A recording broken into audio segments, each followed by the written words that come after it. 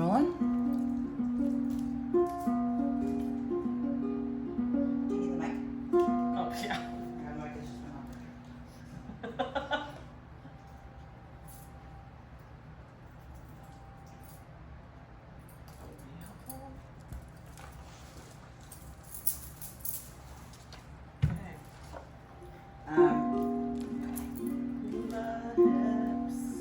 But really. Give it some, like, do that, but be louder, because it's cute. Hula hips, my hip flexors hurt. My goodness. Did you know that you need your hip flexors to get some really good torque in your swing? Yeah, let's talk some hip flexors here, y'all. Let's talk about torque. Let's talk about some torque. Everybody needs torque in their swing. Or not torque. Wrong video. Wrong video. We're not here to talk about twerking, but we are going to talk about your torque and your hip flexors and the necessary and how important it is to get some flexibility and stretch and mobility in your hip flexors. So we are going to come to all fours, step either foot in front, and press all four corners of your front foot into the earth. And press your back shin into the earth as well. Now, if you have some knee sensitivity, feel free to take a squishmallow, a pillow, and give yourself some support. Sorry, Hello Kitty. Getting a little squish here. So you're gonna press your foot into the earth as well as your back shin. Engage your core, knit in your ribs, lengthen through the crown of your head. As you press your foot in the front foot, you're gonna also isometrically pull your heel back to center line. This is gonna allow your hips to shift forward and down. So you'll really start to feel a deep stretch in your hip flexor. Make sure your hips are square. Engage your core. Connect with your breath. Allow your arm to reach up to the sky and then bend, tilt over like a teapot towards the bent leg. Full breath in, long breath out. You should feel a pretty deep stretch up in this mug. You know, you can make some noises too if it hurts. Noises, I find noises help. Release your arm, gently release your hip. Sometimes I like to bring your hip back. Gentle hamstring stretch. And then we'll move to the other side. Opposite leg to the front. I don't really actually need the knee thing. You're gonna press all four corners of your foot into the front earth. Your shin into the mat. As you press into the earth, pull your front heel back towards your other leg. It's gonna allow your hips to shift forward and down. This is where you'll feel this engagement in your hamstring of your bent leg. And again, feeling that deep stretch in your hip flexor. Knit in your ribs, inhale. Exhale, sink a little deeper. Whew. Bring your arm up and over. And start to feel a side bend. And then slightly feel that stretch on your hip flexor, but on the outer hip almost. You should feel lots of sensations here. Not always comfortable. That's when you come back to your breath.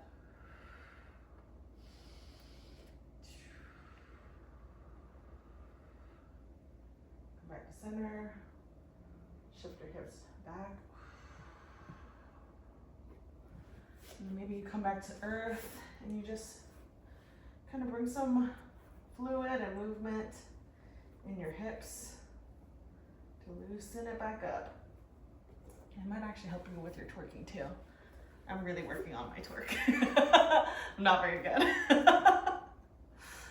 And that is a hip flexor stretch to help with, what am I saying here? I have a whole document about this. It's on my phone. Hold on a second. You were saying tight hip flexors, when the hip flexors are tight, there's a loss of power from the lower body to the upper body because your swing is shortened, or you move into a compensatory movement pattern, which ends up in the low back. So when the hip flexors are tight, it affects everything else up the chain. So when your hip flexors are tight, you lose power because there's a disconnect between your lower body and your upper body. So they're not synergistically working together, and then it affects your compensatory movement patterns, and then you start to dump in your lower back. And so if your coach tells you you have, or you're feeling lower back pain and strain, this will help get rid of that. It's the swing arc, shortened swing arc. Should I start over? Yeah, it's the shortens your swing arc, or it creates a shortened swing arc and a loss of power because you're unable to make a full rotation. Or if you do, the full rotation ends up in a compensatory movement pattern. So when you have tight hip flexors, you lose the power in your swing because you have a short swing arc. So there's a disconnect between your lower body and your upper body, and because of that, you decrease your power in your swing because of your swing arc. You're doing great. And it affects your torque. I feel like I missed something there. I'm gonna get on my phone. Hold on.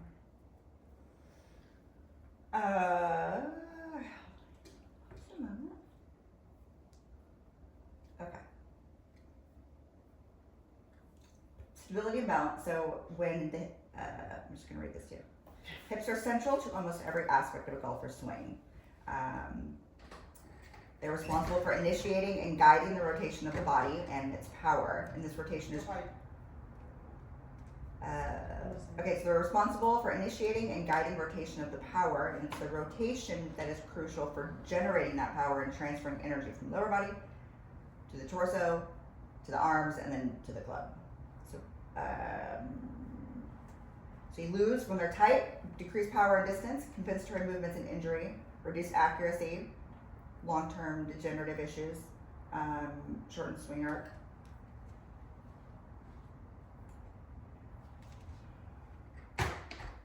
Okay.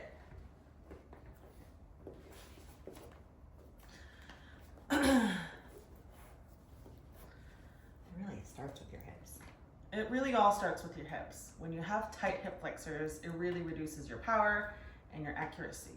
Because you lead with your hip, and so you find that there is, damn it, I was starting strong. Started so strong. Okay, we can splice it. Just tell me each line. Okay. Starts with the hip. The hips are responsible for initiating and guiding rotation, and it's rotation that is crucial for power generation. The hips are responsible for guiding rotation, and it's the rotation that's responsible for the power and strength in your swing. And it's the piece that connects your lower body to your upper body. When they're tight, decrease power and distance, compensatory movements, and then reduce accuracy and consistency. When they're tight, reduce power and accuracy, and compensatory movement. Creates compensatory movement patterns. Creates compensatory movement patterns. Reduces accuracy. Reduces accuracy. And then long-term joint health is it. And long-term joint health. But when they're fired, should we close the door? Yeah. This is gonna be important. Okay, I'm gonna read this and then so a significant portion of the power in a golf swing comes from the hips. As you initiate the backswing, hips rotate to create the coil in the torso. It's the coil that stores the energy and then transfers it from the ground up.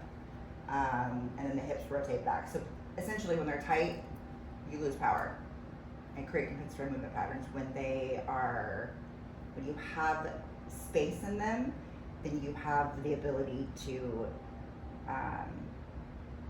draw the most power out of your coil and have a full swing arc. when you have the most space and mobility in your hip flexor, that's where you can draw the most power from your backswing to front as you coil from front back to front and up Around. and around. Town. I'm just learning golf.